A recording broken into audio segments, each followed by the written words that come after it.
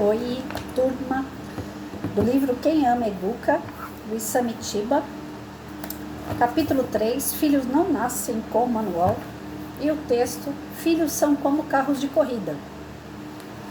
Desde pequeninas, as crianças podem ser comparadas a carros de corrida. Vivem correndo em volta ou próximo dos pais e fazem pit stops quando precisam se abastecer, se precisam de cuidados, carinhos, beijinhos, ser ouvidas, ser vistas. É nos pit stops que os pais devem aproveitar para praticar o atendimento integral e seus 5 passos. O que acontece quando um piloto para no pit stop e os mecânicos estão ocupados com outro carro, ou quando o piloto não diz qual é a falha a ser corrigida? E se todos os mecânicos tentam adivinhar do que o carro precisa? Se o piloto pede somente combustível porque não percebeu que o pneu está murcho, aqui entra o olhar dos mecânicos. É um desserviço trocar os pneus se eles ainda estão bons, por mais que seja esse o serviço preferido pelos mecânicos. Quanto melhor for o atendimento, menos tempo a criança fica parada no pit stop. Com a experiência acumulada dos pit stops, vão diminuindo de número e tempo de permanência na mesma proporção em que aumenta a autoestima da criança. A autoestima é o combustível que vai sustentá-la cada vez mais, fazendo-a dar voltas cada vez maiores e mais demoradas. Quanto maiores a autoestima e a capacitação para a superação de obstáculos, maior será a autonomia dos filhos. Quanto maior tempo parado no box, maior a encrenca do carro. Quanto mais os filhos solicitam a atenção dos pais, maiores são suas carências. Quando os pais não deixam as crianças brincar nem correr em paz como só elas conseguem, é como se não deixassem o carro andar pela pista. Não se admite que um carro de corrida ande somente acompanhado de perto pela oficina e pelos mecânicos. Com o crescimento, as voltas vão se tornando maiores até que chega a adolescência e os filhos passam a circular em território próprio. Os pais não acompanham mais os próximos percursos, nos quais a sociedade oferece pit stops bons e ruins. Os piores são os postos de venda de drogas, ambientes legalize, adotados do inglês com significado próprio de permitido uso de drogas. Locais como esses escapam ao controle dos pais. Quanto melhor for a autoestima, menos os filhos aceitarão parar nesses pit stops ruins para a qualidade de vida. Então vejam bem, ontem até a gente chegou a comentar sobre isso, né? Eu acho que é mais um reforço mesmo. O fato de você parar, ouvir, falar com o teu filho, entender o processo, as coisas que estão acontecendo com ele, orientar ele, né? Para que ele tenha atitudes, principalmente de autonomia, isso vai gerar nele uma força muito grande, né? O autocontrole, o equilíbrio, a autoestima, ele se amando, ele acreditando que é capaz. Ninguém vai mudar o rumo dessa criatura, mas ninguém. Podem chegar mulher, né, se for um rapazinho, tentar virar a cabeça dele, pode ser homem tentando virar a cabeça se for uma menina, pode ser um traficante, pode ser um bebum, chamando ele para beber, que ele não vai mudar o caminho dele, se ele tiver autoestima no lugar. Agora, se ele não tem autoestima no lugar, ele é um cara fraco, e fraco tem que parar de vez em quando.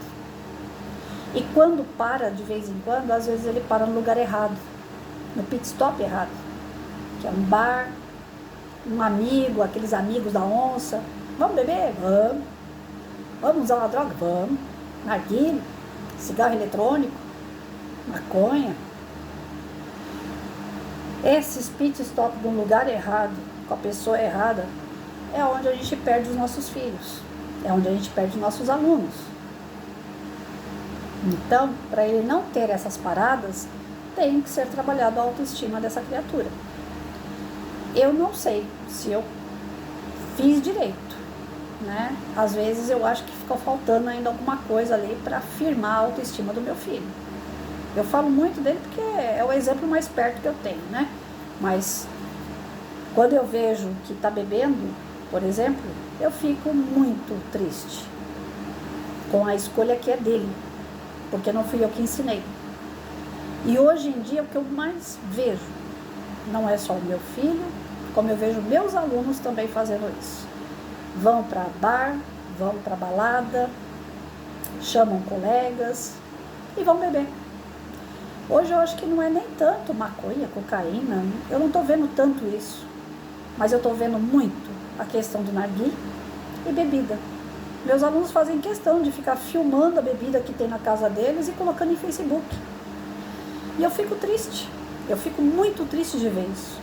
Eu fico triste de saber que meu filho bebe, porque é uma fuga, está faltando equilíbrio. Porque se a gente tem equilíbrio, a gente não vai procurar uma fuga. A gente vive bem com o que tem, a gente vive bem com as nossas conquistas, a gente vive bem com as coisas que a gente ainda quer conquistar. A gente se motiva não é porque bebe, não é porque fuma. A gente se motiva porque a gente vai trabalhar, vai ganhar o dinheiro e já sabe para onde vai esse dinheiro.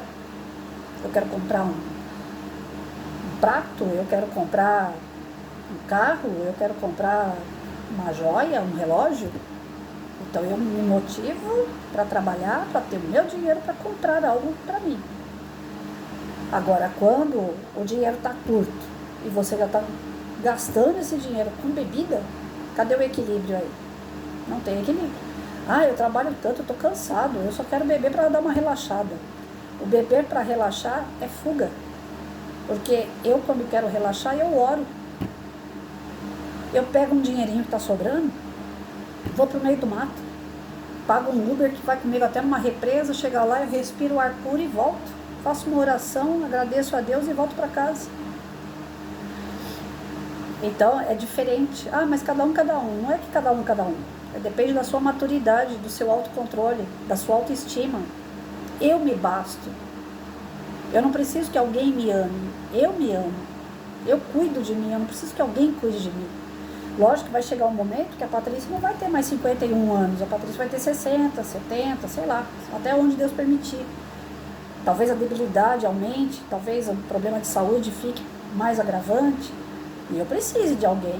Mas não é por falta de autoestima, é por uma necessidade física, é diferente. Agora tem gente que não, eu só me amo, só cuido do meu cabelo se eu estiver namorando. Eu só faço a unha se eu estiver namorando. Eu já fui assim. Já fui besta. Isso aí é ser besta. Hoje eu arrumo meu cabelo quando eu quero arrumar. Eu faço minha unha quando eu quero fazer. E falar nisso não posso fazer porque ela tá quebrando toda.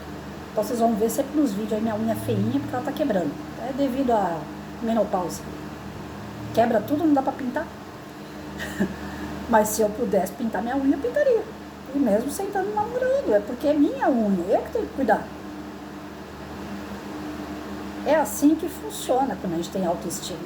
Né? Eu, quando estava fazendo meus trabalhos com os alunos, eu não ficava preocupada com o elogio de supervisão, secretaria de educação, ou com quem quer que seja. Eu queria fazer meu trabalho pelos meus alunos, e eu sabia o que eu podia fazer, eu fazia. O que eu não conseguia fazer, eu pedia ajuda. Porque a gente não sabe tudo, né?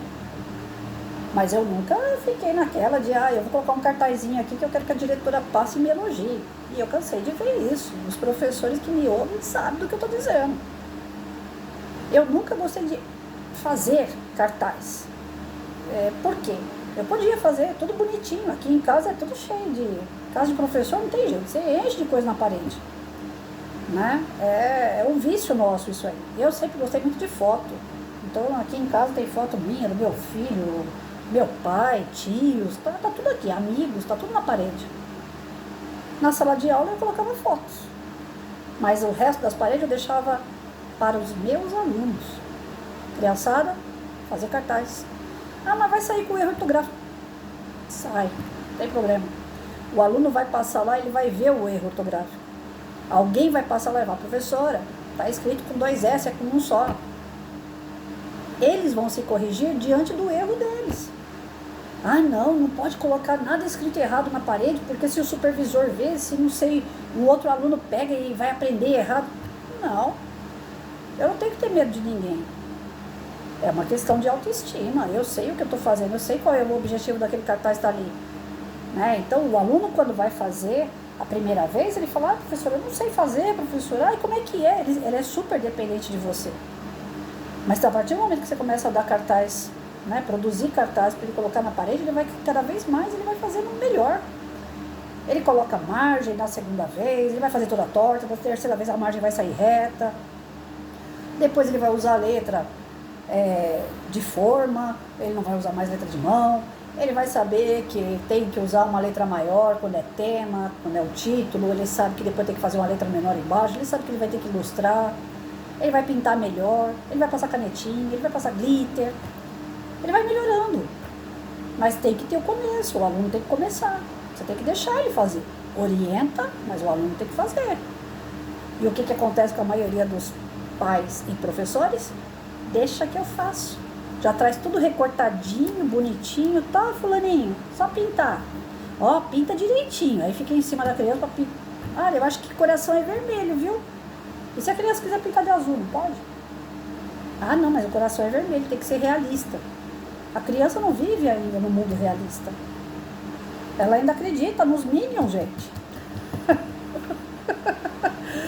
Uai, tem que deixar a criança sonhar. É através do sonho que ela vai concretizar a realidade dela no futuro. Você tem que dar espaço para ela fazer, para ela sentir que o que ela está fazendo está bonito. Eu cansei de ver trabalho de aluno meu feio pra caramba e falava, gente, que coisa mais linda. Que é justamente para fortalecer o ego dela. Para ela ter vontade de fazer mais. Agora, quando era gritante, né? Não, tá muito feio, tá muito errado, lógico. Aí você é professor, você vai chegar lá, você vai orientar. Né? Aquele certo e errado. Foi muito falado isso na época da transição, né? Quando foi feito a aprovação automática, eles falaram muito sobre isso. Não existe certo e errado, você não pode colocar X lá e colocar errado na atividade da criança. Eu sempre coloquei. Vai, tá errado, tá errado. Aí eu chamava o Joãozinho e falava pra ela, vem cá, você escreveu aqui, ó, tá errado. Aí, professora, não sei o que lá, porque eles arrumam desculpa pra tudo. Não tem desculpa, tá errado. Volta lá e arruma. Então, revisar. Eu tô com um aluno que vai prestar pra Polícia Militar agora, e ele mandou um texto pra mim, ele falou, professora, dá pra senhora dar uma olhadinha se eu fiz certo e tal? Aí eu falei pra ele assim, tem uma palavra num texto que tá repetida demais.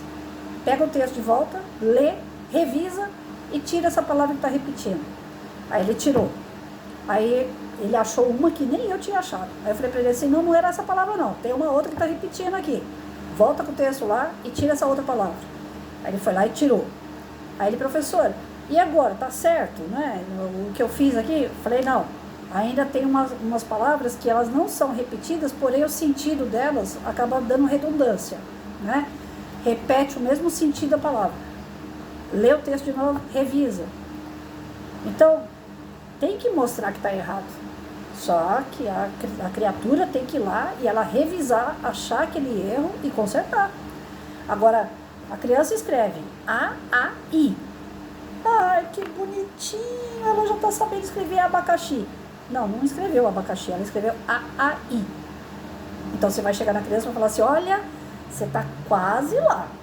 Você já aprendeu a escrever as vogais. Olha que legal. Agora tá faltando a consoante. Você vai ter que encaixar a consoante aí. Porque se eu der parabéns pro A, A, I, não vai sair do A, A, I. Eu tenho que mostrar que tá faltando palavra, tá faltando letra. E o que acontece com grande parte dos professores, querem elogiar tanto, querem se desfazer de problema, né? Porque quando você reclama de um aluno, quando você fala para um pai que o aluno ainda não alcançou o esperado, é arrumar confusão. Antigamente os pais, é aquela charge que tem lá na internet, né? Antigamente os pais chegavam na mesa, via a nota baixa, chamava a atenção do Joãozinho. Hoje o pai vê a nota baixa, chama a atenção de quem? Do professor. Porque o pai não quer ter problema. O Joãozinho não pode ser um problema. O problema é o professor que lhe ensinou. Essa troca de valores faz com que os filhos fiquem cada vez mais dependentes de pai e mãe. O Joãozinho tem que saber que ele errou, ele tem que corrigir. Ele tem que saber que vai existir o sim e o não. E quando ele percebe que existe o sim ou não, ele vai levando a vida normal. Não vai ser um não no serviço, você está desempregado, a partir de hoje você não precisa vir mais. que ele vai chegar lá na ponte e querer se matar. Aí ele vai falar, não, esse emprego aqui não estava dando certo, foi bom. Enquanto durou, agora eu vou procurar outro e vai ser melhor. Eu tenho capacidade para isso, eu aprendi, eu estudei. Ou então eu vou estudar mais, eu vou melhorar meu currículo. Se a criança não aprender a parar no pit stop certo, do pai, da mãe, do professor, ele vai parar no pit stop errado. Porque aí sim, eu sou um fracasso, eu não consigo fazer as coisas. Quem é que vai dar ouvido para ele? Nosso querido traficante. E que geralmente é o amigo de infância, às vezes é o primo. Não é um cara de fora. É gente que conhece a história do Joãozinho que vai parar lá para oferecer porcaria para ele. Os meus alunos estão indo para a festa tomar porcaria, beber. Não é com gente estranha. É tudo com primo, é tudo com tio, com pai. A própria família está incentivando a beber. Já está crescido, já está adulto, agora ele sabe o que ele quer. Ele está crescido, já sabe o que quer, mas se ele está morando com você, tudo, bota um limite nisso, Meu filho não mora mais comigo, eu não tenho mais como controlar. Infelizmente eu já não sei mais quantas vezes na semana bebe, se bebe muito, se bebe pouco, eu não sei, só sei que bebe. E pra mim é um desgosto, porque eu não ensinei a beber. Eu fui aquela mãe muito correta. Nesse sentido, não entrou nada de errado na minha casa, não ensinei a fazer isso. E mesmo você sendo correta, fazendo os pit stop aí, correto, dá errado. Imagina se não fizesse certo então. Tem muito da escolha do serzinho aí? Tem. Depois que fica adulto é ele que escolhe. Mas a base quem deu foi pai e mãe. Então, às vezes, você dando base e a coisa não funciona como deveria, imagina sem a base. Aqui ele está pedindo o quê? Fazer os pit stop do ouvir, parar ali, conversar, fazer a mediação das coisas que o Joãozinho está querendo, se pode, se não pode, quais as consequências, depois atuar. A partir do momento que ele entendeu o sim ou não como a mesma coisa, tanto faz o sim ou não, que o não é o fim do mundo, a autoestima dele está no lugar. Aí ninguém mesmo vai fazer a cabeça dele. Eu acho que na questão da educação que eu dei para meu filho, ficou faltando um pouquinho aí de autoestima. Ficou. E talvez pode ter sido eu mesmo que detonei, porque eu fui muito rígida, né? Peguei muito no pé. Eu acho que como mãe a gente tinha que ficar ali alertando, isso aí tá errado, isso aqui tá errado, faz diferente, não faz isso, cuidado. Eu acho que nessa daí eu exagerei na dose e desequilibrou a questão da autoestima. Aí deu essa fragilidade que vai buscar a bebida, né? Então, é interessante fazer o estudo com vocês, porque enquanto eu estou fazendo esse estudo aqui, eu estou pensando, enquanto mãe, enquanto professora, aqui, eu fui boa, não fui, o que deu errado, o que deu certo. Eu acho que foi aí que o parafuso espanou. Apertei demais e espanou. Então, não façam o que nem eu fiz, né? Tá aqui um exemplo que não deu certo. Não façam como eu fiz. Tem que ter a medida certa. E como não vem com receita, não vem com o manual, né, de instrução, a gente nunca sabe qual é a medida certa. Eu só não queria que virasse um nóia de vila. Eu queria que estudasse, eu queria que tivesse uma boa profissão e que se tornasse uma boa pessoa. Boa pessoa, trabalhador, parou os estudos porque foi morar sozinho, não consegue pagar uma faculdade e pagar aluguel ao mesmo tempo, mas é uma boa pessoa, é um bom trabalhador. Vai servir para o trabalho. E as pessoas que tiverem convivência com ele vai dar a sorte de ter um cara de bom caráter. Porque ele tem um bom caráter, meu filho. A base que eu dei, graças a Deus, essa daí ele tem. Não faz escolhas totalmente erradas. Mas alguma parte que eu apertei ali, ficou faltando um pouquinho de autoestima, onde está indo para bebida. Assim como ele, alunos meus, eu tenho visto também fazer isso. Que para a molecada de hoje, na idade deles, aí 25, né, de 20, 25 anos, é normal. Para mim não é normal. Eu sou da safra que bebeu é porque você está fugindo, né, da sua realidade. Mas essa turma de hoje, eles acham que é normal. E quem está me ouvindo pode responder para mim se é normal ou não, porque eu estou fora de órbita, gente. Para mim, ainda, a bebida, a droga, é a fragilidade da autoestima. Porque se eu gosto de mim, eu não vou ficar me entupindo de porcaria que vai atrapalhar minha saúde. Não vai atrapalhar hoje, que eu tenho meus 20, 25 anos, né? É o que eles pensam. Mas vai atrapalhar lá na frente. Meu pai fumou a vida toda. Quando ele parou de fumar, deu enfisema pulmonar nele. Ele achava que ele ia morrer fumando, que não ia acontecer nada com ele. Deu enfisema. Então, as coisas que a gente usa, não as drogas que usam no dia a dia, não vai fazer efeito na hora. Ela vai demorar um pouco. E quando ela for fazer efeito, aí já é tarde demais, aí não tem nem o que falar mais, o que fazer. Vamos ver se a gente consegue ainda, os que estão chegando, aí a gente fazer diferente. Né? O que já foi, já foi. Não tem muito mais o que fazer. O que eu errei já está errado. O que eu fiz de certo, parabéns para mim. Mas o que eu errei está errado. Não tem mais como consertar. Eu espero que vocês não errem. Para isso que a gente está estudando. Né? Então, que as falhas que a Patrícia teve sirvam de exemplo para vocês não falharem.